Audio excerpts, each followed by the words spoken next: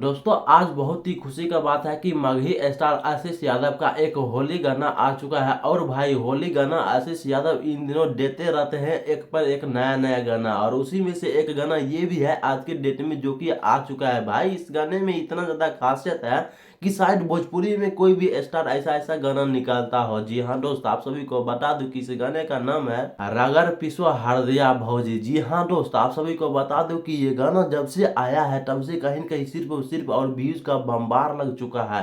आखिर क्यों नहीं लगेगा बम्बार? आप सभी को पता है कि आशीष यादव के टाइटल में भी आशीष यादव के जितने भी ऑडियंस हैं उनको जो है कहते हैं ट्रेंडिंग स्टार। जैसे खेसारी यादव को ट्रेंडिंग स्टार बोलते थे, अब उसी प्रकार जो है आशीष यादव भैया को भी ट्रेंडिंग स्टार बोलते हैं। जी हाँ दोस्त, आप सभी को बता दूं कि इस गाने का मैटर काफी ज्यादा होली वाला है और कहीं न कहीं देवर भौजी का मैटर है इस गाने का। और आप सभी को बता दूं कि इस गाने को लिखने वाले इंसान है चिंटू राजा, और इस गाने का म्यूजिक दिए हैं पप्पू भाई। आप सभी को बता दूं कि ये गाना कहीं न कहीं आप अभी तक आप लोग नहीं सुने हैं तो स्वास्तिक रिकॉर्ड चैनल पर जाइए, इस गाने को ढेर सारा प्यार दीजिए।